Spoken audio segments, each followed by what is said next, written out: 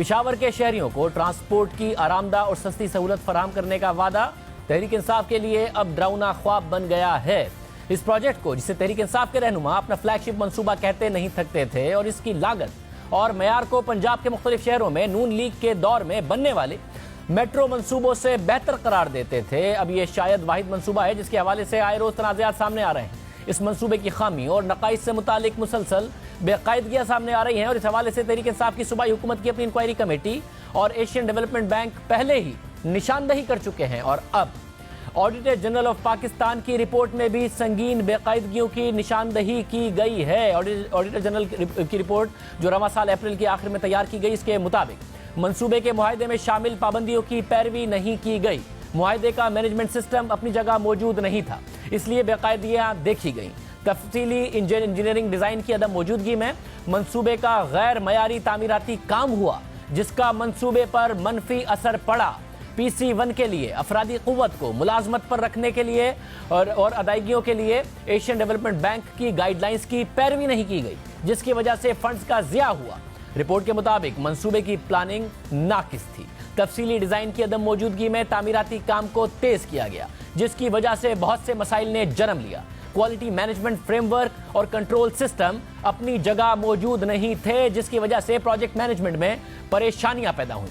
Financial management manual के लिए Asian development bank ने जो मशवरे दिए उन्हें नजरअंदाज किया गया, जिसकी वजह से प्रोजेक्ट की फाइनेंशियल मैनेजमेंट को बहुत सी परेशानियों का सामना करना पड़ा।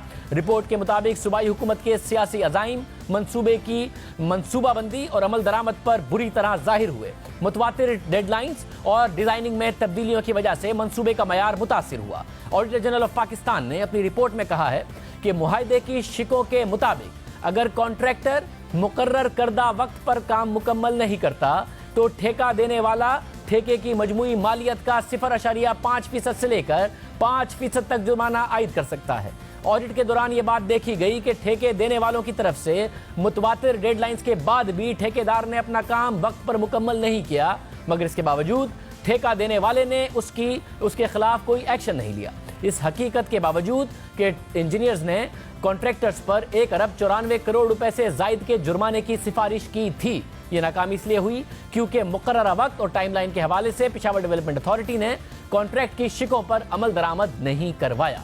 इसी तरह डिजाइन में तब्दीली से मुतालिक भी लागत बढ़ने से मुतालिक ऑडिट रिपोर्ट में अहम हकाइक बताए गए हैं। रिपोर्ट के मुताबिक प्रोजेक्ट के ऑडिट के वक्त ये बात सामने आई है कि प्रोजेक्ट के डिजाइन में तब्दीली के जो ऑर्डर दिए गए, इससे प्रोजेक्ट के बजट पर 10 अरब 46 करोड़ रुपए का फर्क पड़ा। यानी जुर्माने वाली रकम जो नजरअंदाज की गई और डिजाइन में तब्दीली की लागत को इकट्ठा किया जाए तो पिशावर मेट्रो बस प्रोजेक्ट में तकरीबन 12 अरब रुपए का ये इजाफी बोझ बनता है, जो इस प्रोजेक्ट की शफाफियत पर कई सवाल उठा रहा है। इसी तरह रिपोर्ट में गैर कानूनी ठेकों की भी बात की गई है। रिपोर्ट के मुताबिक तामीरात की निगरानी के लिए गैर कानूनी तौर पर 91 करोड़ रुपए के ठेके दिए गए, जिसका हवाला देते हुए रिपोर्ट में लिखा गया कि डिजाइन कंसल्टेंसी का ठेका फरवरी 2017 को दिया गया, जिसकी खत्म होने की मुद्दत फरवरी 2018 थी, और तामीरात की निगरानी के लिए जो ठेका दिया गया वो नवंबर 2017 को दिया गया, जबकि इस वक्त डिजाइन कंसल्टेंसी की तरफ से कोई चीज दी ही नहीं गई थी। यानी डिजाइन कंसल्टेंसी के लिए ठेका दिया गया और फिर इसकी बुनियाद पर तामीरात की निगरानी के लिए एक और ठेका दिया गया, लेकिन तामीरात की निगरानी का ठेका ऐसे वक्त में दिया गया जब डिजाइन कंसल्टेंसी की तरफ से कुछ फराहम ही नहीं किया गया था। यानी आम अल्फाज में अगर मिसाल दी जाए तो नक्शा मौजूद नहीं था, लेकिन नक्शे पर तामीरात की निगरानी के लिए ठेका दे दिया गया था। रिपोर्ट के मुताबिक तामीरात की निगरानी का ठेका गैर कानूनी है और इसके जिम्मेदारों का तयन होना चाहिए, जिसकी वजह से डिजाइन में मुतवातिर तब्दीलियां और लागत में इजाफा हुआ। मामला सिर्फ यहां तक महदूद नहीं है। दूसरी तरफ रिपोर्ट में पेशावर मेट्रो की 51 बसों की डिलीवरी से मुतालिक भी अहम हकाइक बताए गए हैं।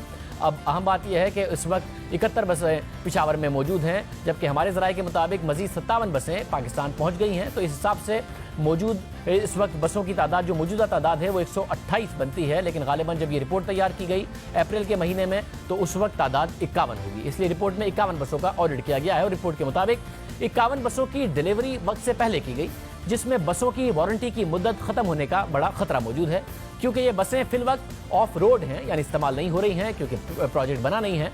रिपोर्ट में मजीद बताया गया कि 20 बसों की डिलीवरी नोट से ये जाहिर होता है कि 9 बसों की हालत इत्मीनान बख्श नहीं है। उनके बम्पर खराब हैं, बाज बसें डेंट ज़दा हैं और इन बसों में इंस्पेक्शन ऑफिसर की तरफ से नॉन ऑपरेशनल जैसे मसाइल भी रिकॉर्ड किए गए हैं, मगर इन मसाइल के हवाले से बसों के सप्लायर को पैगाम भेजने से मुताल्लिक कोई दस्तावेजी सबूत मौजूद नहीं।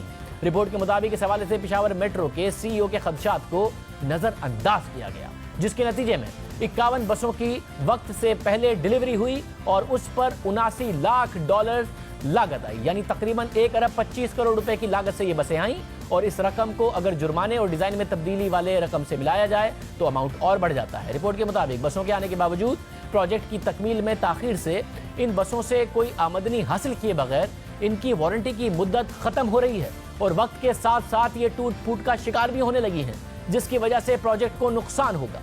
ऑडिट ये सिफारिश करती है कि ऊपर दिए गए मुशाहिदात पर तवज्जो दी जाएगी और इस मामले की छानबीन करके जिम्मेदारों का तयन किया जाएगा और इकदाम उठाए जाएंगे, ये रिपोर्ट कहती है।